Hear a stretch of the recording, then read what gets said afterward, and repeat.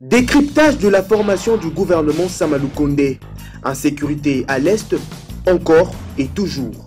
Messieurs et dames, John Chitendero soit pour vous, Cham Baloumé Bin Cham, un kabiliste pur et dur, et Edouard Kabouaï, représentant de l'UDPS en Angola. Dans Pièce contre Pièce, Acte 17, bienvenue.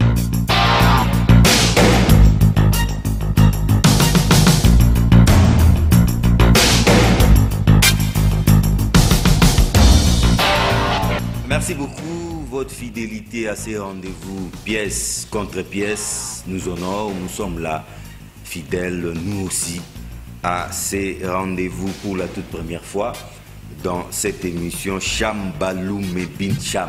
Merci d'être là. Merci pour votre invitation. C'est quasiment un comeback médiatique.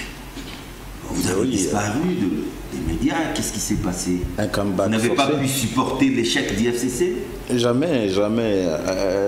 L'FCC n'a jamais échoué. L'FCC est passionné du Congo. Évidemment, la passion qui est également aujourd'hui concrétisée par les silences de l'autorité morale du FCC. Silence légendaire. Joseph Kabila, qui évidemment a toute conscience, veut que ce que lui n'a pas fait, que les autres le fassent. Il est tout à fait normal que nous puissions garder silence, notre calme, en train d'observer, de voir, évidemment, après avoir été aux affaires, voir si ceux qui sont venus après nous sont à la hauteur. Cham Baloumé égal à lui-même n'a rien perdu de son bagou. En tout cas, merci de nous honorer. Merci beaucoup pour votre invitation, surtout que c'est un comeback médiatique obligatoire et puis surprise parce que je fais honneur à Pièce contre Pièce. Merci beaucoup d'être là. Merci. En face de vous, Edouard Kabouaï. Lui, il est les représentants du parti présidentiel. J'ai cité l'UDPS au pays de Lorenzo. J'ai parlé d'Angola. Merci d'être là. Pour la toute première fois aussi dans Pièce contre Pièce. Merci, M. John, pour l'honneur que vous nous faites et nous accordez encore, et surtout de cette opportunité. Pour arriver un peu à échanger sur des questions réelles par rapport à notre pays et les avancées notables que vous êtes en train de vivre. Et puis enfin, on est là vraiment pour éclairer la lanterne de tous nos téléspectateurs qui nous suivent de peu près pour qu'ils soient actualisés. Merci beaucoup, messieurs les diplomates de l'UDPS, Edouard Kabouaï. Merci bien, M. John. En tout cas, j'ouvre les balles avec Cham Baloumé Bin Cham. Le gouvernement était très attendu.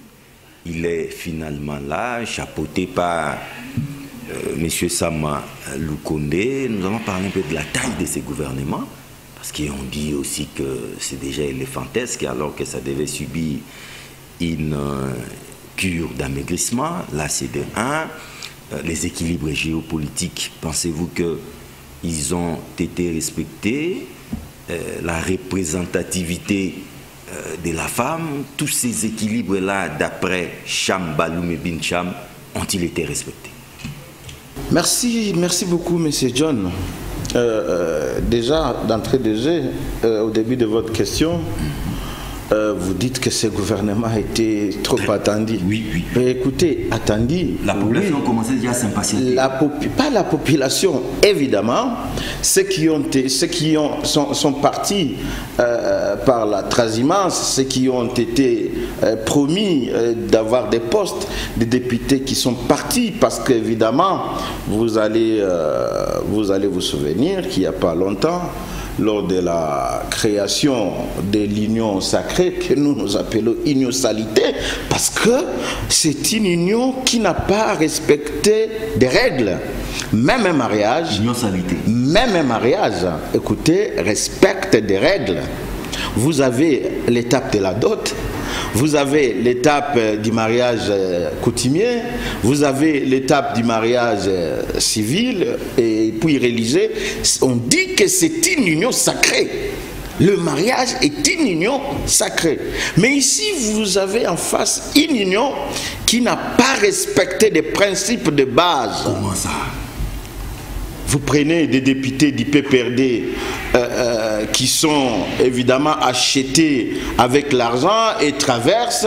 Vous avez des députés des partis politiques alliés au FCC ou faisant partie du FCC qui sont achetés et partent, tout ça pour que, évidemment, celui qui est le géniteur de cette union sacrée réalise ou totalise un nombre pour faire asseoir sa majorité. C'est donc une majorité mécanique sur laquelle est assis aujourd'hui le gouvernement. C'est des bonnes guerres en démocratie. Hein. Pas de souci. Oui. Pas de souci. Vous savez que moi, j'ai toujours été très fair play. Oui. C'est-à-dire, très flexible. Pour un match, hein, il y a 3 résultats. Soit on gagne, soit on fait un nil, soit on perd. Mais ici, nous avons un gouvernement qui est assis sur une majorité formée de toutes pièces. Une majorité ou une union qui n'a pas respecté les principes de base. Alors, c'était attendu, oui, mais par ceux qui ont été achetés. Évidemment, parce qu'il y a eu des promesses. On a promis, toi, tu vas avoir le gouvernement, tu vas avoir le ministère des Affaires compliquées et inconnues. Aujourd'hui, cette levée des boucliers aujourd'hui que ces promesses n'ont pas été tenues, on vous dit, ces députés-là, à qui on a promis le ministère des Affaires compliquées et inconnues, c'est donné finalement à quelqu'un d'autre. On a 47 ministères. Non, 55. Ah, 55 ministères. Là, et alors que la majorité, cette majorité-là à l'Assemblée nationale, formée de toutes pièces, contient, n'est-ce pas, plus de 250 députés. Alors, faudra-t-il aujourd'hui que nous puissions, nous, dire que ce gouvernement a été attendu par la population ou que ce gouvernement a été attendu par ces gens qui avaient des promesses? Mais ce gouvernement est là, par conséquent, vous n'accordez aucun crédit à ce gouvernement. Non, écoutez, dans une mesure comme dans l'autre, j'accorde la chance à ce gouvernement parce que je suis congolais. Je suis congolais. Mais non, on peut vous taxer la chance que j'accorde à ce gouvernement-là, c'est de voir M. Félix Antoine Tshisekedi s'effacer complètement, ne pas se mêler à l'action du gouvernement. Non, mais c'est lui le chef de l'exécutif. Écoutez, les pouvoirs sont distincts.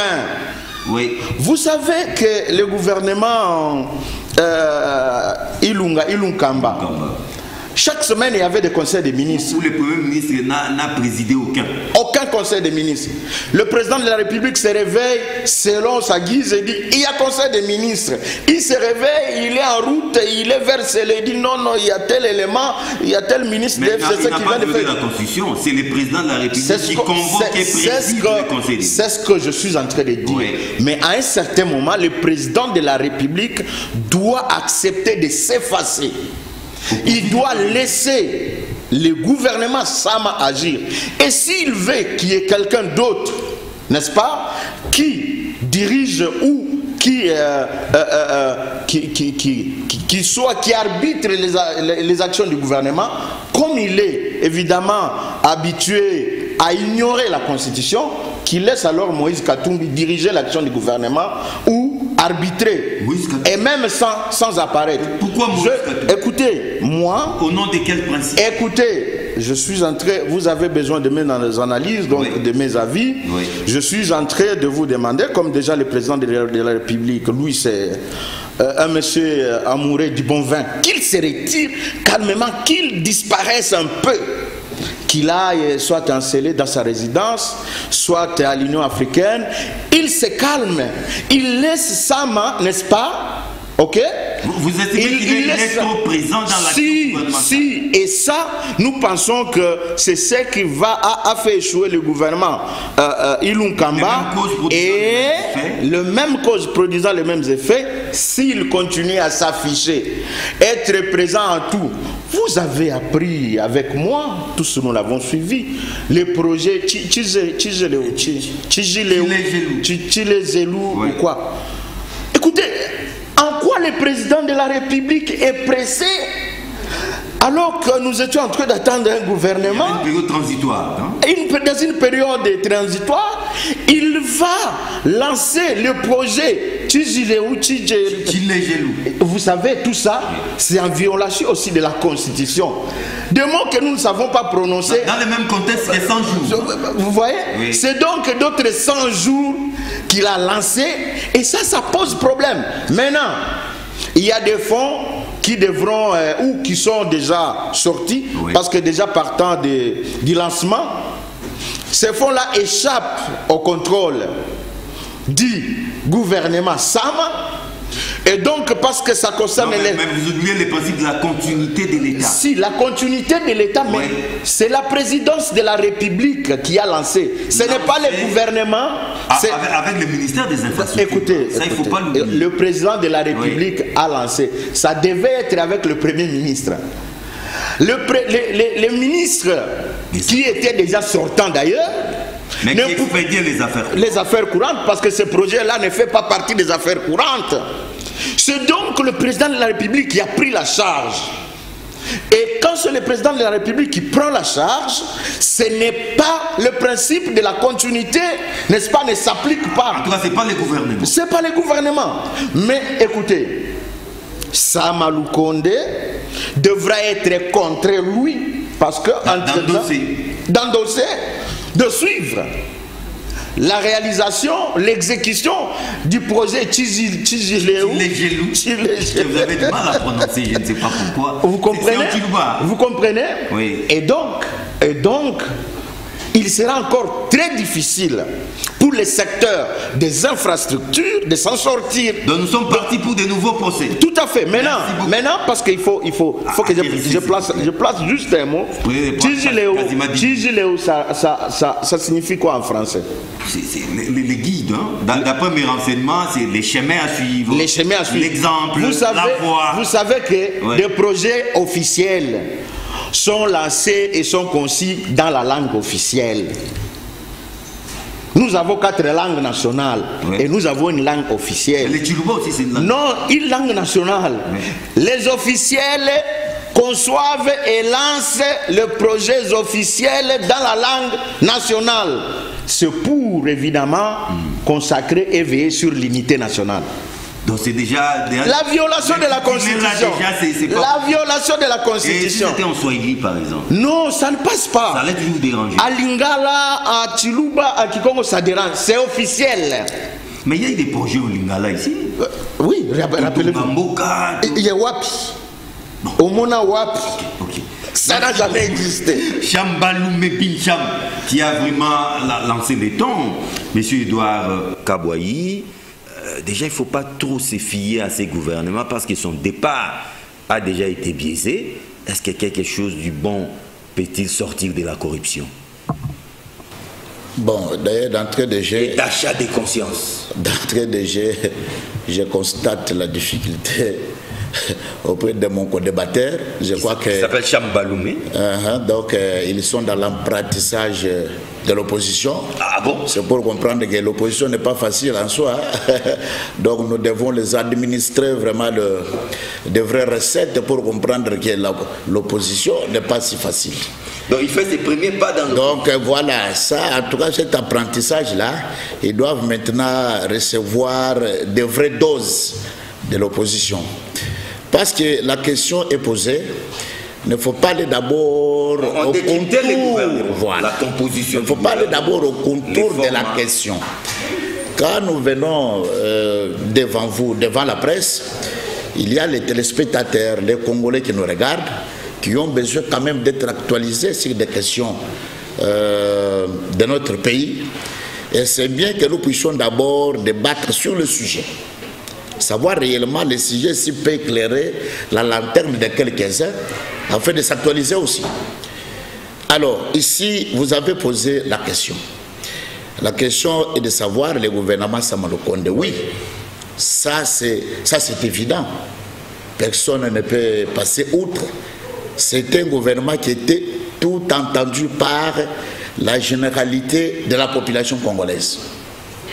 Donc, vous avez vu vous-même d'ailleurs que la population s'impatientait quand le gouvernement était en train de tarder un peu là. L'attente était longue. Voilà. Et insupportable. Exactement. Et le président de la République devrait faire un bon casting avec son premier ministre, afin qu'il puisse nous donner un gouvernement représentatif, un gouvernement dont le peuple va se retrouver. Mais les équilibres géopolitiques ont été représentés parce que tout à fait. Certaines provinces se plaignent déjà.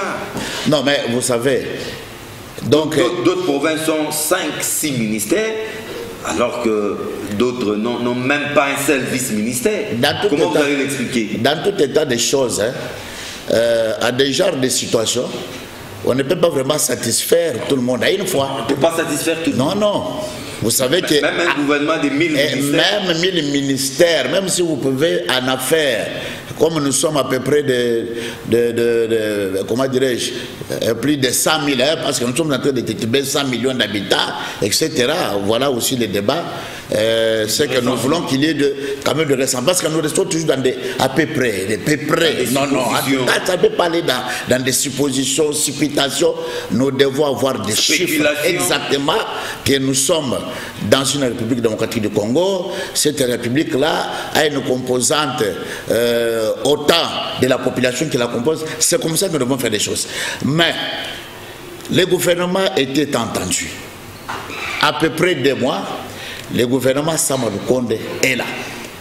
C'est l'exécutif national que nous avons maintenant, dont vous avez 56 membres.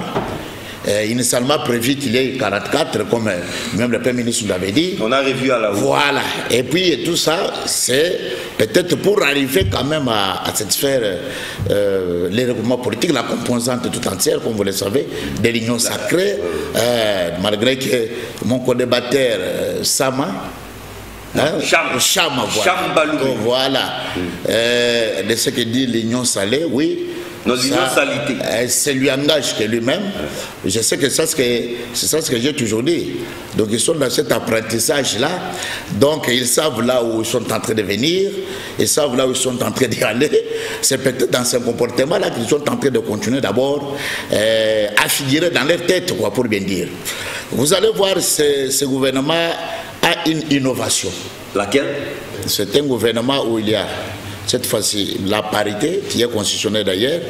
Vous trouverez que nous avons 27% de femmes qui ont fait leur entrée à ce gouvernement, qui est toute une première dans notre pays, pendant que le régime précédent, il n'avait pas besoin et la volonté de concrétiser cela. Vous trouverez que même les moyennes d'âge, c'est de 47 jusqu'en bas, et puis il y a totalement de nouvelles figures à 80%. Vous comprenez que c'est un gouvernement représentatif. Oui. Donc, comme lui-même, le Premier ministre l'avait déjà qualifié d'être un gouvernement de warriors. Mais, en tout cas, les profils déjà des animateurs est à la hauteur des enjeux. Exactement, est à la hauteur, parce que le casting, vous avez vu que même quand le gouvernement a été publié, en tout cas, il y a de nouvelles figures qui font confiance aux attentes du peuple, c'est que nous... mais on ne les a pas encore vus à l'œuvre. Oui, tout à fait, mais déjà le profil... Non, quand vous voyez déjà le profil des gens, vous comprendrez déjà qu'il y a quand même quoi à espérer. Il y a une présomption. Il y a présomption de comprendre que ce sont des gens. Mais vous savez, quand mon collaborateur parle de la transhumance, et je ne sais pas s'il est dans les contextes, je ne sais pas s'il est dans le sujet. Quand est-ce qu'on peut parler d'une transhumance? C'est quand la personne quitte son parti politique, et s'adhère à un autre parti politique. Ouais. Il laisse son idéologie qu'il avait et s'adhère à une autre... il laisse son regroupement politique, etc. Mais les cas de figure, vous allez voir qu'aucun député a quitté son parti politique. Mais c'est quelle fiction ça? Bon, ce sont déjà... C'est ça la fiction qui dérange. Non, vous voyez, le problème c'est quoi? Un jeu de passe-passe. Aucun député n'a quitté son parti politique, n'a quitté son regroupement politique, mais a traversé. Ils ont réfuté le mal d'appartenance, parce que vous savez très bien que l'OFCC c'est le mal des Congolais. Ah bon? L'FCC, d'abord le mal était profond. Et ces gens-là étaient assujettis. Ces gens-là étaient, comment dirais-je, comme dans une jungle, je peux dire. Or, vous savez que quand vous êtes dans une jungle, c'est la loi du plus fort qui doit régner. Or, c'est ainsi que ces gens-là, ils savent que nous sommes les députés, non pas par rapport à nous-mêmes, mais c'est le peuple qui nous a mandatés. Oui, c'est le peuple qui nous a mandatés, mais comment expliquer oui. Ces revendications, cette levée des boucliers? C'est nous qui avons mouillé les maillots et nous devons être récompensés. Mais moi, j'ai toujours dit, ça, l'Union sacrée. Moi, j'ai toujours dit, oui. Les revendications en démocratie sont certes légitimes. Vous ne pouvez pas jamais prohiber, interdire la personne de ne pas revendiquer. Les postes. Non. Mais c'est ce qu'ils réclament. Il n'y a pas de problème, ils peuvent réclamer. Oui. Mais il faut maintenant comprendre que est-ce que ces revendications-là ne sont pas tellement forcément à ce que notre peuple entend. Vous avez vu que quand mon débatteur a pris la parole, oui, terminé. Quand il a pris la parole, oui. Il est en train de parler de lui-même, vous sentez déjà que c'est ça leur coutume de violer la Constitution. Quand il parle que le président de la République doit s'effacer. Mais qui convoque le Conseil des ministres et qui préside? Mais il y a un chef du gouvernement. Il y a une disposition constitutionnelle. Moi, je suis dans la Constitution. Moi, je suis dans la Constitution. Le président de la République, il est le garant de toutes les institutions de la République. Il n'est pas redevable à un premier ministre. Il est redevable à son peuple. D'une certaine capacité d'ubiquité. Donc il est partout. Mais exactement. C'est pourquoi il est garant. Merci beaucoup. Merci beaucoup. Le temps d'avoir la réaction de Cham Baloumé Bin Cham. En démocratie, les revendications sont légitimes. Quoi de plus normal que ces députés dits révolutionnaires, dits pétitionnaires, qui ont mouillé les maillots pour que les FCC disparaissent, soient récompensés? Monsieur John, les revendications sont certes légitimes, pas seulement en démocratie, même dans la vie courante, tout à fait, dans la vie quotidienne. Mais les revendications deviennent évidemment irrationnelles, n'est-ce pas? C'est quand dans une certaine mesure, les bases n'ont pas suivi les principes, n'est-ce pas? Vous avez l'union salité, l'union sacrée qui, selon le co-débatteur, je vous ai déjà dit dans ma première prise de parole que ça n'a pas respecté le principe pour constituer une majorité parlementaire. Mais évidemment, on devra s'attendre à ce que ceux qui ont contribué, ceux qui sont partis, réclament. Et aujourd'hui, nous savons qu'ils sont en train de négocier avant l'investiture du gouvernement pour qu'ils reçoivent des cagnottes et reçoivent des enveloppes. C'est du chantage. Mais écoutez, vous les avez fait les chantages avant qu'ils partent. Parce que vous avez dit, si vous ne venez pas, si vous n'acceptez pas de venir, on va dissoudre. C'est un chantage fait par le président de la République. Ça peut faire plaisir. Le président de la République n'avait jamais dit ça. Il avait dit dans son discours, moi je avait dit aucun cas de figure ne sera exclu. Tout à fait. Il a parlé de la écoutez, il avait parlé, il faut bien auditionner son discours quand il a parlé de l'union sacrée. Et même si j'empruntais vos mots, aucun cas de figure il sera exclu. On voit bien que c'était une intimidation, une menace, et ceux qui sont d'esprit léger, faible, ils sont partis. Ils ont couru comme des poussins au côté, dans la prairie ou dans la cour. Ils ont couru parce que, au lieu même d'aller... Ils ont vu des grains de maïs. Au lieu même, il y a des professeurs d'université, n'est-ce pas? Des professeurs d'université, des cadres, des gens qui sont doublement ou triplement diplômés, licenciés. Ils ont couru très vite derrière Kabound, lui. Le faiseur du roi. En fait, c'est lui le véritable patron de cette union sacrée. Écoutez, tout ça, nous, c'est en train de prouver que la maturité n'existe pas dans les cas et dans les chefs de ceux qui composent aujourd'hui l'union sacrée.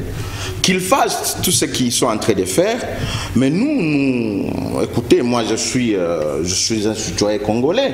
Si ça importait, si ça m'amenait moi à manger le matin, à midi et le soir, ce que j'ai dit, n'est-ce pas, je pourrais le retirer un jour. Mais si la situation continue à s'empirer, comme tel est le cas maintenant, comme tel est le cas, ou encore une fois, pour fuir les jeunes vaillants, les vaillants ici que nous voyons, qui chaque fois qu'il y a violation de la Constitution, n'est-ce pas, qu'il y a ceci ou qu'il y a tel bévue au niveau du pouvoir, ils s'élèvent, n'est-ce pas, à Ngiringiri, à Selembao, à Makala.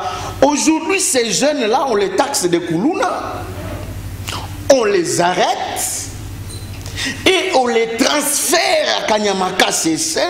Mais pour aller travailler. Sans pour autant qu'ils soient présentés devant leurs juges. Ils sont arrêtés par les policiers à gauche et à droite et tout. Écoutez ce que dit la Constitution. Bon, vous faites passer aujourd'hui pour leur avocat. Écoutez. Malgré tous les crimes qu'ils ont commis, vous savez combien de familles ces enfants ont endeuillé? Monsieur John, il faut endosser. Il faut assumer quand vous dites qu'il y a autant de crimes et tout. Les crimes et crimes quand il y a un jugement qui a été prononcé. Ces jeunes, ils sont arrêtés, ils partent, on les transfère à Kanyamaka CC sans aucun jugement, n'est-ce pas? Ça qu'ils ne soient présentés devant un juge, n'est-ce pas, parce qu'ils ont peur et on les prenne. On est en train de... Savez-vous que sous Joseph Kabila Kabange, ces mêmes jeunes gens ont été tués? Écoutez, nous avons ramassé des cadavres dans cette ville. J'ai dit... N'ayons pas une mémoire. Écoutez, où était cette ville? Je suis en train de dire que ce que tu dis, tu dois t'assumer. Parce que ce que je dis, je m'assume. Non, mais il y a eu des morts ici, vous n'étiez pas à Kinshasa? Il y a eu des morts. Oui. Et c'était dans quel contexte? Dans un contexte de légitime défense où les policiers devraient être tués et ils seront dans la légitime défense. Bon, vous allez prouver. Il faut prouver. Vous n'étiez pas à Kinshasa? Non, j'étais à Kinshasa. On a ramassé les cadavres des gens. John, il ne suffit pas d'alléguer. Il faut prouver. Ces jeunes-là, ces jeunes aujourd'hui sont en train d'être pris dans les quartiers chauds. Et c'est parce qu'ils sont en train de préparer, n'est-ce pas, les violations. Comme vous avez appris qu'il y a quelqu'un qui a présenté une proposition au Parlement, à l'Assemblée nationale, que le mandat du président de la République commence à courir après l'investiture du gouvernement Sanma. Parlons-en, est-ce que c'est honteux? C'est parce qu'ils savent qu'ils ont déjà réduit, ils ont déjà réduit de ces quartiers populaires, de jeunes vaillants qui sont aujourd'hui qui sont maintenant à Kanyamaka CC et arrivés à Kinshasa, il faut un vol, il faut un avion et maintenant ils peuvent tenter, ils peuvent essayer. Écoutez, la Constitution est claire quant à ça. Quant au mandat, l'article 72, 73, l'article 74 de la Constitution. Je vais lire. Le président de la République élu entre en fonction dans les 10 jours qui suivent la proclamation des résultats définitifs de l'élection présidentielle. Avant son entrée en fonction, le président de la République prête devant la Cour constitutionnelle les serments ci-après. Vous le savez. Oui. Et aujourd'hui, qui est quand même quelqu'un... C'est depuis le 24 janvier 2019 qu'il a prêté serment. Tout à fait. Qu'il ait le pouvoir, qu'il ait le courage de venir avec une telle proposition au Parlement. Je dis ouf. C'est parce qu'ils savent que dans un premier temps, ils nous ont déjà pris nos jeunes vaillants qu'ils ont transférés à Kanyamaka CC. Et qui que bon, nous autres, nous sommes là, nous ne pouvons rien faire. Mais c'est se tromper. Mais Chambaloum, la constitution ici, la constitution ici que Kabila a amenée, hein, devra être respectée, n'est-ce pas? Dans ces moindres détails. Du préambule jusqu'au dernier. Mais Chambaloum, un instant, nous sommes en démocratie, n'est-ce pas? Tout à fait. En démocratie, il n'y a pas de questions taboues. Je crois que M. Wankwenda a frappé à la bonne adresse, à la bonne porte. Il a saisi l'Assemblée nationale pour que la question soit discutée. Et au final, peut-être une option sera levée. Mais de quoi avez-vous peur? De quoi avez-vous peur? Allez débattre. Écoutez, c'est ce que je allez débattre au niveau de l'Assemblée nationale. C'est ça le temple de la démocratie. C'est ce que je suis en train de vous dire, M. John, que quand les bases ne respectent pas des principes, la suite, déjà, elle est biaisée et elle est connue. Nous voulons chambouler notre République. Nous n'avons que cette République. Nous n'avons pas deux parents. L'un d'une autre nationalité et l'autre congolais. Nous n'avons que ces pays. Si pas les deux d'une autre nationalité. Tout à fait. Nous n'avons que ces pays. Et ces gens qui amènent des propositions comme ça, ce sont des gens qui n'ont aucun souci avec notre pays. Même pas ces pays. Ils veulent que des tensions d'ici demain, après-demain, s'élèvent à gauche et à droite et commettent les pays en feu et à sang. En fait, c'est de la provocation. Tout à fait. Et je reviens parce que les gens vont peut-être penser que les transfèrements de ces jeunes à Kanyamaka CC n'a aucune base juridique. C'est pour aller nous produire à manger. Non, écoutez, je vais lire l'article 16, hein, très rapidement. Je sais que tu as un timing à faire respecter. La personne, article 16 de notre constitution, la personne humaine est sacrée. L'État a l'obligation de la respecter et de la protéger. Toute personne a droit à la vie, à l'intégrité physique ainsi qu'au libre développement de sa personne dans le respect de la loi, de l'ordre public. Allez. Nul ne peut être tenu en esclavage ni dans une condition analogue. Ces enfants sont pris en esclavage à Kanyamaka. Non, ce ne sont pas des travaux. C'est tout à fait. Vous savez qu'aujourd'hui les membres, les membres des familles de ces enfants-là, ils ne savent pas parler à leurs enfants, ils n'ont pas donné leur avis pour que ces enfants se déplacent. Quand les enfants commettaient des crimes dans cette ville, l'article 18, mon cher John, les crimes, c'est peut-être, il n'y a pas de personnes parfaites. Il y a seulement des gens qui savent commettre leurs crimes en cachette, comme moi et toi et les autres. Ce ne sont pas tous ceux qui sont à Makala ou ceux qui sont à Kanyamaka qui sont... Écoutez, maintenant, je termine par l'article 18.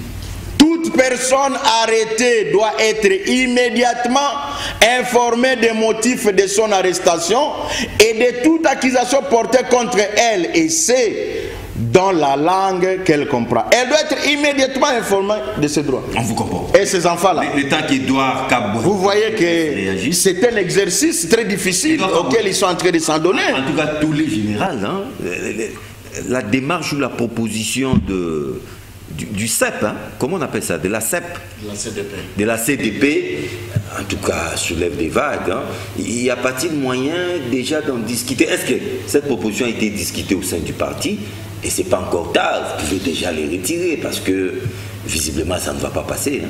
Bon, très bien, M. John, mais avant d'en arriver, j'aime bien le sarcasme qui sort dans les propos de mon co-débatteur, mais je suis tellement épouvanté, pour ne pas dire estomaqué, d'entendre mon co-débatteur lever la Constitution, dire que c'est cette Constitution que M. Kabila a amenée, que cette Constitution qu'eux ont violée dans toutes ces dispositions intangibles. Ah, c'est maintenant votre tour de violer aussi. Mais il n'y a pas question de violer. Non, jusque-là. Non, c'est votre tour.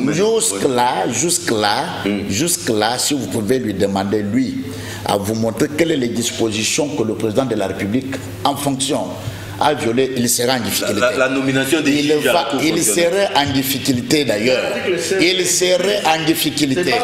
Il serait en difficulté. Mais ce n'est pas à eux qu'ils peuvent prendre leur courage honteux inavoué devant le peuple congolais, à qui ils ont craché par rapport à cette constitution. Quelle constitution qui est pas, mais s'ils sont constitués, mais s'ils sont congolais, ils devraient d'abord respecter la constitution qui est la loi mère, qui est la loi qui nous gère. Est-ce que, avec ce triste régime dont ils ont eu le temps, plus de 22 ans après, donc ils ont respecté même un seul article de la Constitution. Bon, okay. Quand ils brandissent ça aujourd'hui, je suis d'accord. Je suis d'accord. Non, je suis d'accord avec vous. Et non pas respecté. Oui. Mais vous enseignez par l'exemple. Oui, oui. Nous enseignons par l'exemple. Je vous ai dit que aujourd'hui la République démocratique du Congo a la chance de trouver un démocrate à la tête de ce pays. Félix Tshisekedi, c'est un démocrate chevronné. C'est une personne qui a passé dans toutes les formations démocratiques, et vous le savez. Parce que l'UDPS n'a pas prouvé. Comme par exemple que je peux vous donner. Nous sommes restés dans l'opposition pendant 37 ans, comme toute une carrière. Et nous avons voulu conquérir le pouvoir par des voies démocratiques, sans cryptement de balles, ni le sang d'un Congolais sous qui a coulé dans ce pays. Ça prouve à suffisance que nous avons administré des leçons de démocratie, nous. Et Félix ne dérapera pas les règles.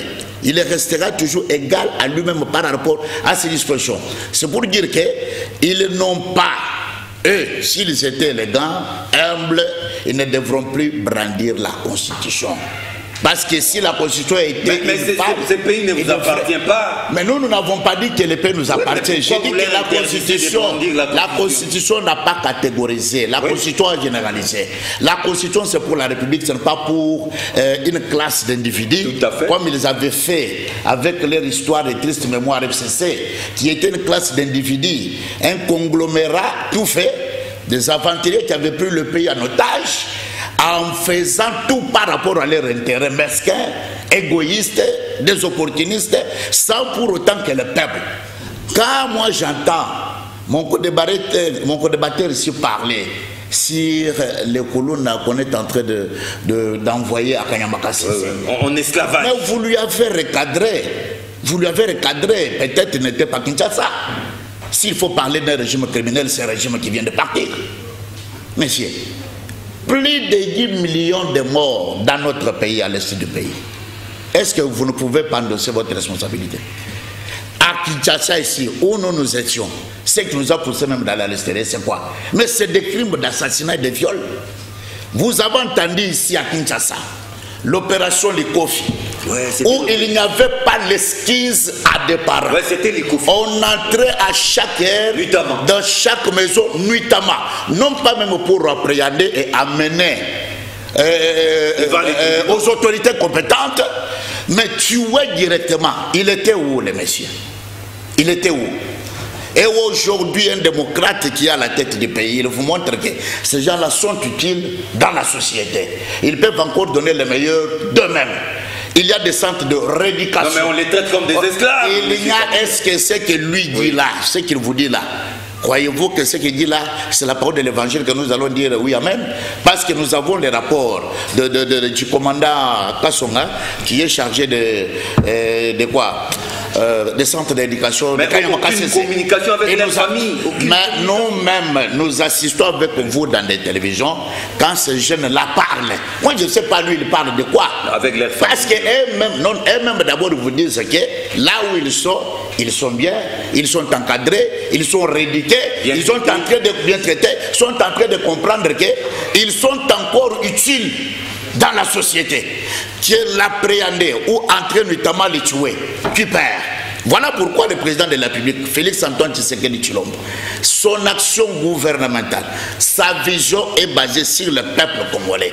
Nous, je le dis et je le répète, ma main sur le cœur, nous ne dirons pas comme le président honoré Joseph Kabila qui a raté à changer les Congolais. Mais pourtant, ce sont ces Congolais-là à qui nous l'avons en tout cas très bien accueilli. Notre frère, nous avons mangé ensemble, nous avons évolué ensemble, malgré qu'on était maltraités, malgré qu'il y avait un groupe qui avait voulu le prendre en otage. Mais nous allons faire notre effort pour que l'homme congolais arrive à changer. Rappelez-vous, Félicien Tshisekedi Mulumba, de mémoire, quand lui parlait sur le développement de ce pays, il avait dit d'abord un vrai changement, c'est le changement de mentalité. C'est comme ça que nous devons pousser notre peuple. Alors, quand lui parle de la Constitution, il ne peut pas brandir ces dispositions-là. D'ailleurs, laissez-moi rencontrer ce qu'il avait dit, que je ne peux pas passer outre. Et vous terminez. Quand il parle sur le président qui prend ses vins. Mais mon cher ami, Félix Tshisekedi Tshilombo, il a grandi dans la bourgeoisie. Il n'est pas venu d'un hasard. Mais son père n'était pas dans l'opposition. Je vous dis, mais respectueux de l'opposition, des tests et des règles. L'opposition lui grandit dans la bourgeoisie. Non, non, mais vous savez combien de ministères. J'ai dit que combien de ministères qu'a gravi Tshisekedi Mulumba. Félix est dans quel moment? C'est pendant que son père était ministre dans ce pays plusieurs fois. Croyez-vous qu'un ministre avec tous les standings qui est, il devrait grandir dans ce début par là. Au début des années 80, Félix ne son fait père pas était déjà dans l'opposition. Sans problème. Depuis 80, dans cette opposition-là. Non, non, d'abord Félix, vous savez très bien que, en tout cas, ce sont des gens qui ont la chance de grandir dans de bonnes vies. Ça, nous devons reconnaître cela. C'est-à-dire que quand il est venu au pouvoir comme ça, il n'a pas besoin de s'enrichir.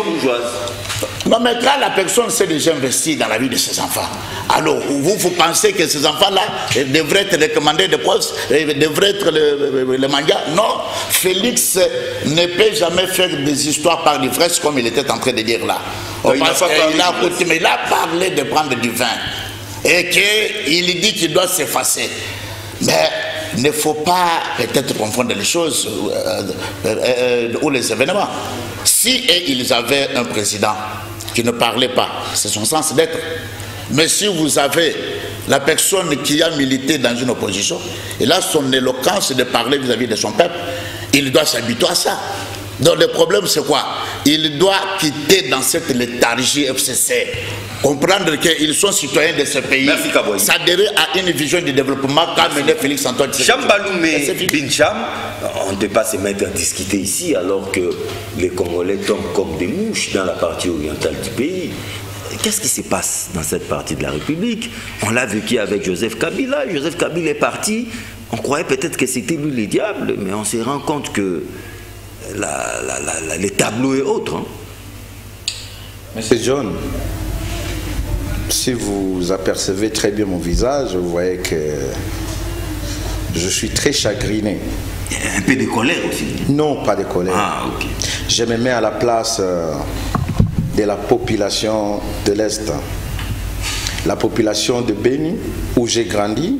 Moi, je fais l'école maternelle, primaire, secondaire à Béni. Béni, c'est chez moi. Je suis passé par Goma avant d'aller évoluer à Lubumbashi. Et je suis originaire de Rutshuru. Ah, okay.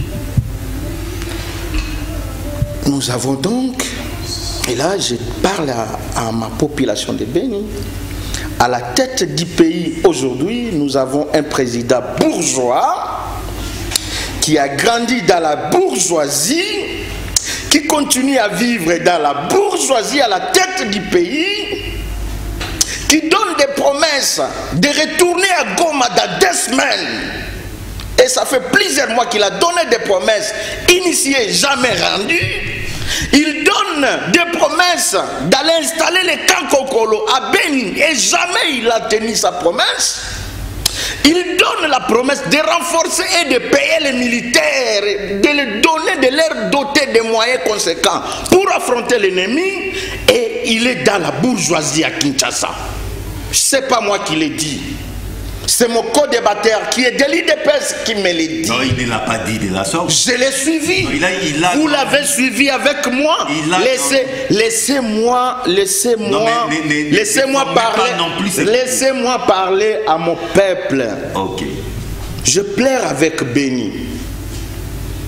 Je pleure avec Goma. Je pleure avec Rutshuru. Je pleure avec Bunia, Irumu et je pense.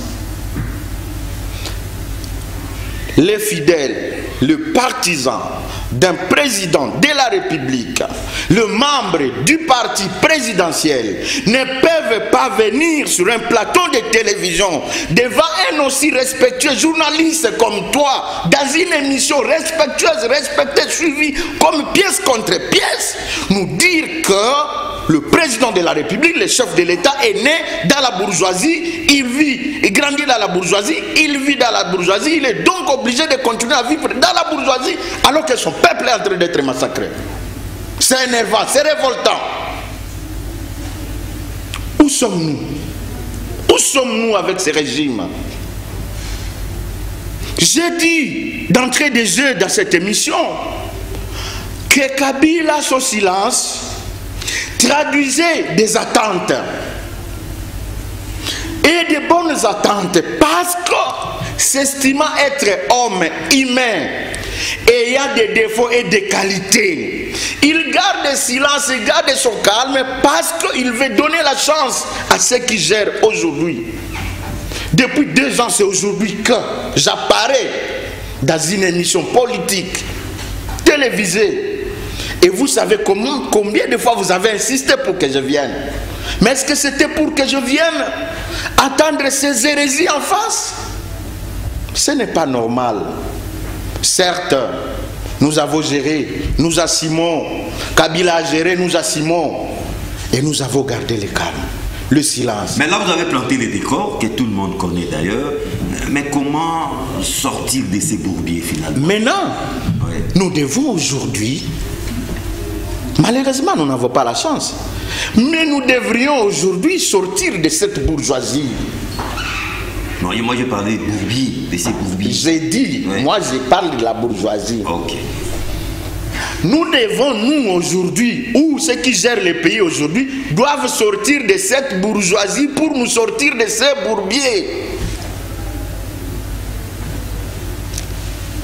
À peine ça saigne partout. Sortons de la bourgeoisie. C'est une situation héritée du régime de Joseph Kabila. C'est ce que j'ai dit. Oui.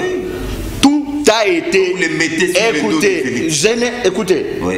Alors, disons que la République a cessé d'exister après Joseph Kabila. Parce que la République a continué d'exister. Vous voulez qu'on mette ça à la tête de qui? Parce que dans son discours, dans son programme, qui a fait que le peuple congolais l'élise à la tête du pays, il a promis la paix. Il a promis de nous faire manger 3 fois par jour. Il a promis de s'installer à Beni. Il a promis de nous faire un budget de 66 milliards de dollars. 5 ans, pendant 5 ans. Il a promis, il a promis. Annuel. Il a promis. C'est quinquennal. Tout à fait, quinquennal, mais notre budget, il est annuel.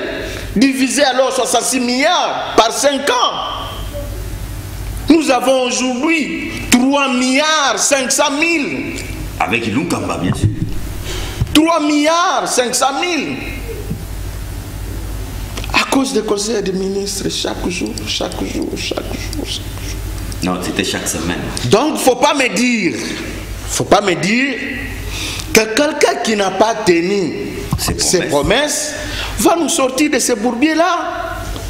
Parce qu'évidemment, il faut qu'on accepte de quitter la bourgeoisie. Ça nous fait mal à la tête, à l'estomac et aux reins. Ce que je ressens, Ben, il le ressent. Nous ne pouvons pas continuer à vivre ici dans la bourgeoisie alors que les autres souffrent. Et même ici à Kinshasa, vous savez que ici à Kingasani, vous connaissez le paquet de la pâte macaroni ou spaghetti. Vous savez qu'aujourd'hui, on dépièce les paquets qui revient à 1000 francs, 1200 francs, et on commence à vendre les baguettes dans les tigettes. On compte les baguettes là. Tout à fait. Vous avez Bukanga Lonzo, plus de 60 tonnes de maïs qui n'ont pas été récoltées. Mais Bukanga Lonzo, c'est avec Matata. J'ai dit ceci. Alors Matata, c'est pas un dieu, c'est pas un monsieur éternel. La gestion, écoutez, les maïs étaient là jusqu'au début de cette année. Les maïs, plus de 60 tonnes. Monsieur John, vous prenez combien de kilos de foufou par jour? Même pas 1 kilo. Vous, avec votre épouse et vos enfants, vous prenez peut-être un demi-kilo. 60 tonnes de maïs devraient produire combien de sacs de farine? C'est en train de pourrir là-bas. Écoutez, il a produit ici. Vous n'avez pas mangé les foufous kangalons. La ville de Kinshasa n'a pas été envahie. Non, vous n'avez pas mangé parce que c'était au début. Vous n'avez pas mangé. Dites-nous. Maintenant, merci, maintenant, je voudrais chuter, oui, parce que je devrais chuter quand même avec mais je reviens beaucoup la conclusion. Vous comprenez? Oui. Aujourd'hui, ces maïs pourrissent. Mais on s'adonne à l'IGF. L'IGF doit mener des enquêtes entre-temps. Elle joue son rôle. Entre-temps, oui, des machines qui ont été achetées par les contribuables congolais aussi pourrissent là-bas, oui, sous la pluie.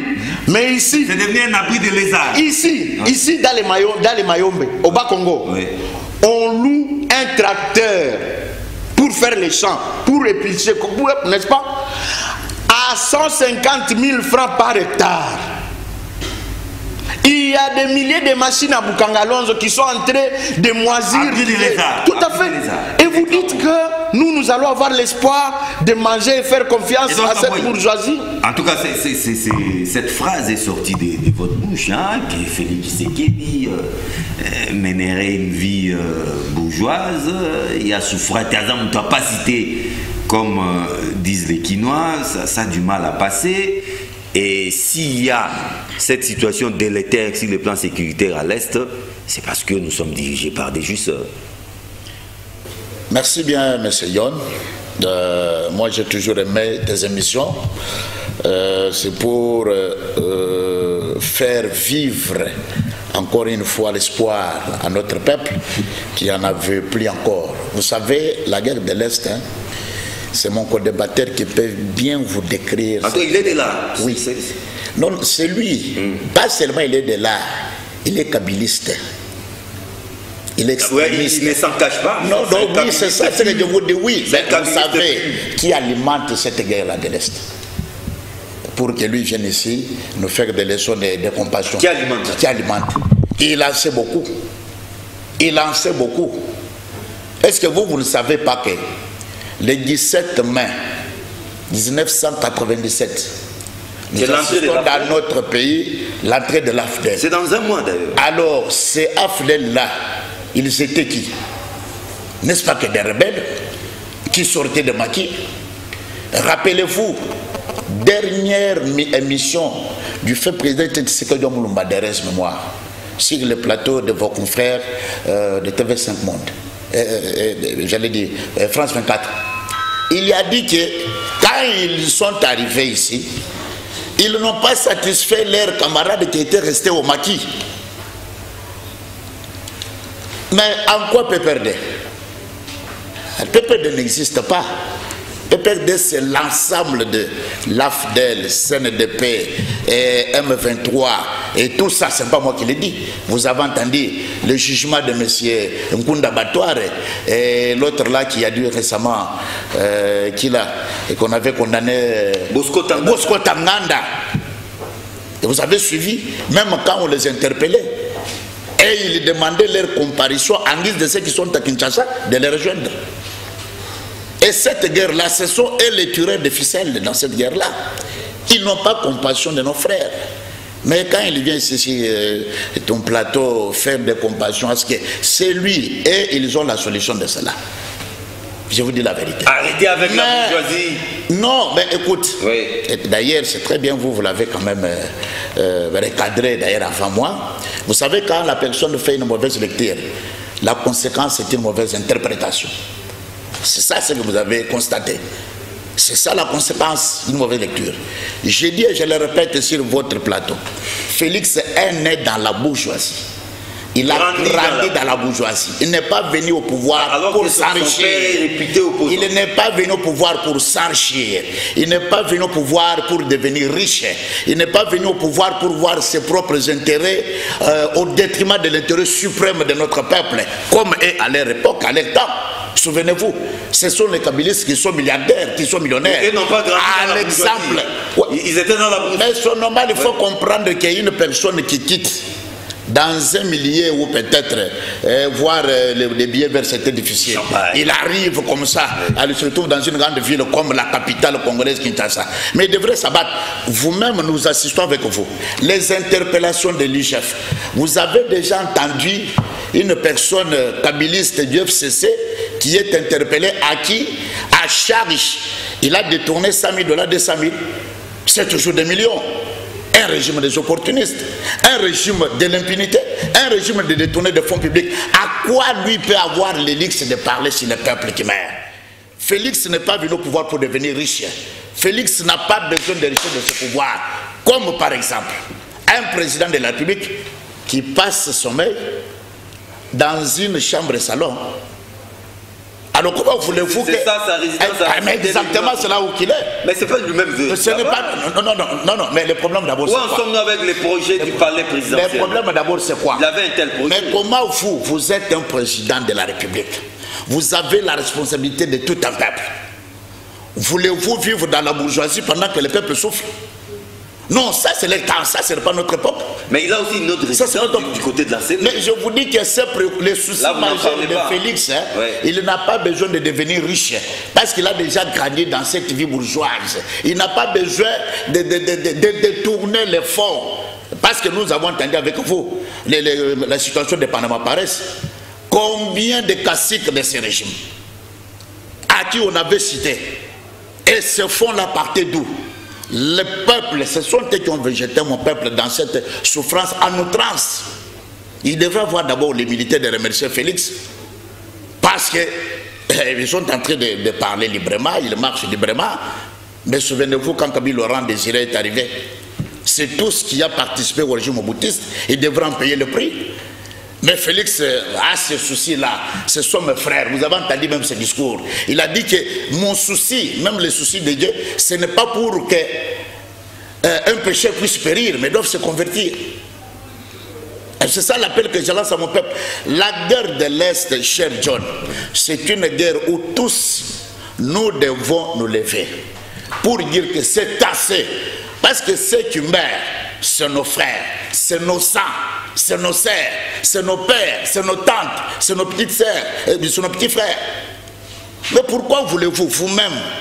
Il vous dit que lui, il est du Nord Kivu. Oui, il est de là. Mais quand vous arrivez là-bas, il ne vous a pas révélé. Quand vous arrivez au Nord Sud, il est touché dans sa chair. Non, mon cher, c'est l'émission. Ça, ce sont les discours populistes. Ah bon? Oui. La population allait se... Alors qu'il était chagriné. Je vous dis qu'au Nord Sud Kivu, dans chaque village... Il a failli faire couler de là. Dans chaque village, si même dans les villages, j'allais dire, ce sont toujours ces gens-là qui se complotent avec des rebelles qui viennent nous faire la guerre. Est-ce que vous êtes patriote? Un rebelle, quelqu'un qui a besoin de s'attirer de richesses, de s'attirer de fortune, mais vous lui donnez, vous, les béquilles de pénétrer dans votre village, tuer votre mère, tuer votre frère, tuer votre parent, et vous dites que non, en tout cas, je suis en compassion avec mes amis de l'Est. Mais non, mais de quoi qu'on peut faire référence? Je reviens à vous pour la conclusion. Là, nous atterrissons déjà. C'est vraiment la toute dernière prise de parole. Cham Baloumé Bin Cham. Qu'est-ce que vous pouvez dire en guise de conclusion avec beaucoup plus d'apaisement et de sérénité? Je conclus. Bien que vous êtes chagriné. Non, mais je conclus en comprenant que mon peuple du Nord Kivu va continuer à souffrir, va continuer à pleurer. Je conclus que les machines de Bukangalonzo vont continuer à pourrir là-bas.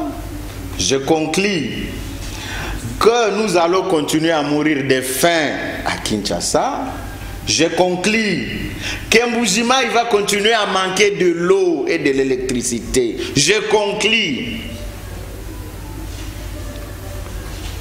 que Monsieur le Président de la République ne sera jamais en mesure de répondre à aucune promesse qu'il nous a donnée. Parce qu'en venant de mon co-débatteur que je respecte beaucoup, Edouard Kaboyi. Monsieur Edouard Kaboyi, ça vient de là. La responsabilité continue aujourd'hui à être jetée sur Joseph Kabila, sur les FCC. On le voit partout.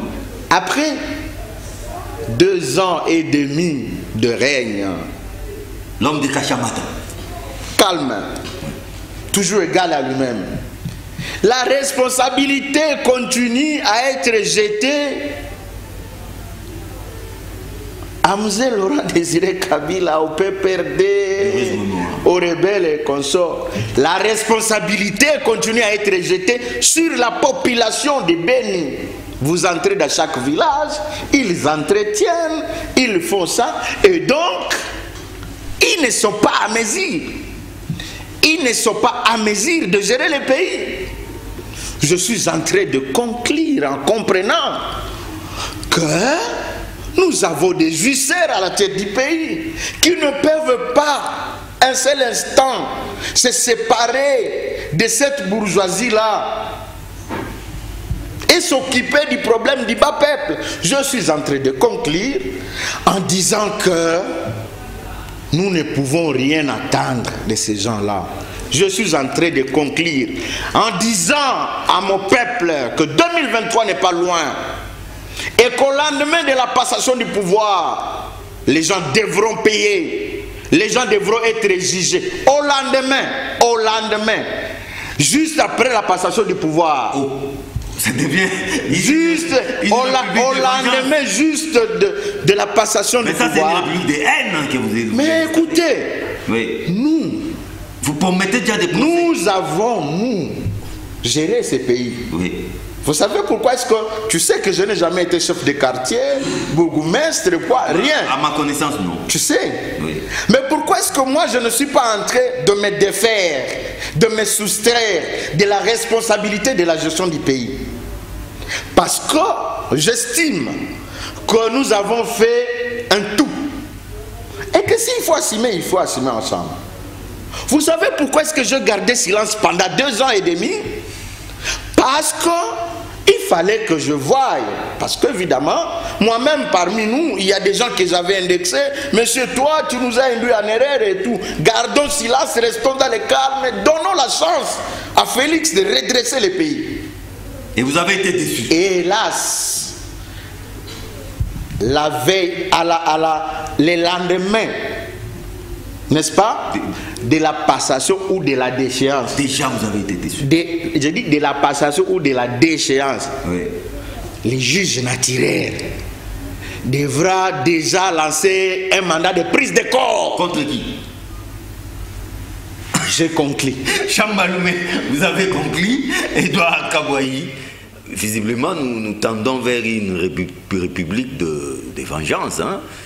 On vous promet déjà des procès au lendemain déjà de la passation du pouvoir. Et ça sera aussi votre conclusion. Merci bien, M. John. Je dirais à mon peuple que vous avez élu un monsieur, votre frère, votre sang. Un bourgeois. Soutenez-lui pour votre bien-être. Parce que votre mission n'était pas pour faire bilan de Félix. Félix a un bilan présenté. On a parlé du gouvernement Sama. Voilà, si c'était pour ça, à la prochaine occasion, invite-moi avec mon co-débatteur. On viendra. Félix a un bilan à présenter à ce peuple. Dans 2 ans. C'est promis. Il a un bilan. Un bilan. Voilà, ça c'est un. À mi-mandat. Ça c'est un. Ça c'est un. Ça c'est un. Donc je ne pourrais plus me contenir. Ça c'est un. Le 2. Félix n'a pas un mandat. Ça, je ne le dis pas dans un sens péjoratif. Félix a une mission pour la RDC. Voyez, parce que c'est un pays à délabrement trop avancé, un pays qui était dans les trous profonds. Une mission oui, le mal était très profond. Maintenant, vous avez quand même un Josué qui vous fera goûter du lait du Et qui était Moïse? Moïse. Les faits de Tshisekedi Moulumba, de reste mémoire. Vous comprenez? Donc lui, il a cette mission-là. Parce que dans 2 ans, que mon ami est en train de dire, il y a les avancées notables. Donc ils savent bien que nous avons respecté la gratuité de l'enseignement. Merci beaucoup, Edouard. Bilan de Félix, on va en parler. En tout cas, merci beaucoup à Cham Baloumé Bin Cham. Lui, c'est un kabiliste pur. Hein?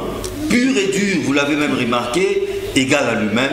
Merci d'avoir été là et surtout merci d'avoir brisé les silences.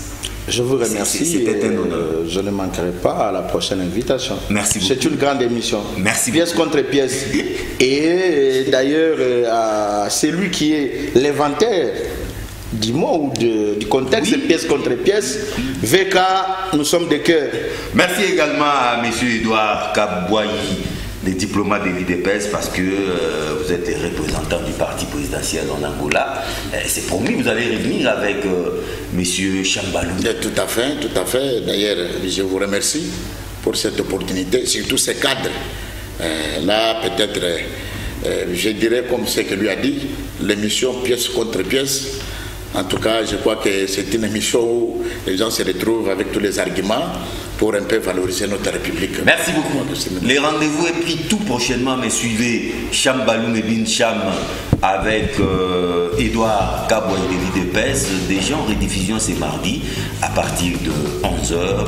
Retrouvez-moi dans une nouvelle édition des pièces contre pièces le lundi prochain à la même heure. Au revoir.